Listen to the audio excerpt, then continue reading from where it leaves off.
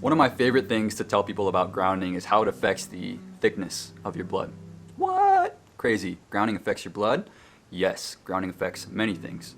When I start telling people about these real physiological, measurable parameters, that's when people are like, wow, that's awesome. I didn't know grounding had that much of an apparent effect. And I say apparent because this is something you can visibly see in someone when they're grounded.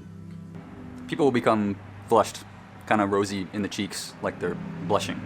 What's happening here is that your blood circulation is getting so much better because you're coming from a hypercoagulative state. Things are flowing better. Grounding is amazing for people with circulatory issues.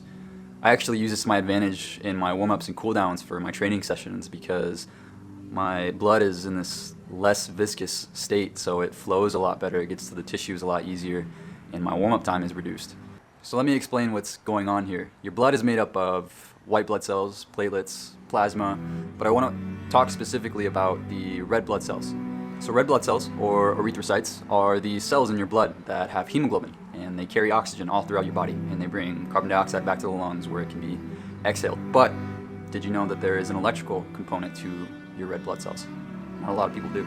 As you guys know, cardiovascular disease is the biggest hitter worldwide, kills the most people. Blood viscosity and aggregation, hypercoagulation, are huge factors in cardiovascular pathologies like hypertension and heart attacks. We could say that, and many cardiologists do, that thick, hypercoagulated blood is inflamed blood. The heart has to work harder to get it through your circulatory system. So what does charge have to do with this?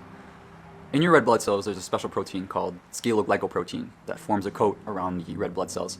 And it also produces this strong net negative charge to it. We call this zeta potential. So the measure of electrophoretic mobility, or zeta potential, of the red blood cell is a method of determining blood viscosity, or how thick the blood is. Your blood viscosity is strongly determined by this negative surface charge in between each red blood cell. And since all these red blood cells have this negative-like surface charge to them, this creates this repulsive effect. This reduces clumping, reduces viscosity, reduces peripheral resistance to flow. The risk for major cardiovascular events has clearly been demonstrated to increase as blood viscosity levels increase. Now let's get into grounding a little. So electrostatics teaches us that when we have two different conductive objects with different electrical potentials, when they touch, there is an instantaneous transfer of charge, and the two equalize to the same potential. So you've got the human body, which is a conductor of electricity in our mostly aqueous state, and you've got the ground, which has a negative surface charge to it. Thus, we can say that grounding is the syncing of the electrical potential of our body with the ground, an instantaneous transfer of electrons into the body. But back to zeta potential, a healthy zeta potential is -9, -15 millivolts, kind of in that range. But most people in an insulated state hover around -3, -4 millivolts. What this means is that the repulsive forces around your red blood cells aren't as strong, so you end up with a lot of hypercoagulation. But you've got the ground, which has a negative surface charge to it, and all of these freely flowing electrons that flow into your body, and your red blood cells take these in, and that zeta potential gets stronger, and this repulsive force gets greater. When you're grounded, the zeta potential of your red blood cells increases by a factor of about 3, which is pretty significant. Guys, this is nature's anticoagulant. The earth is a natural blood thinner that we've evolved with and we're meant to be in tune with.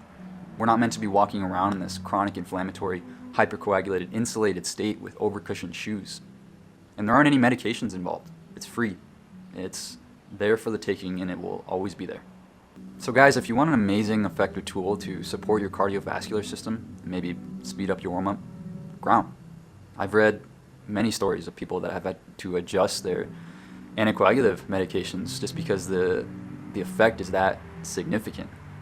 But talk to your doctor about that, not me.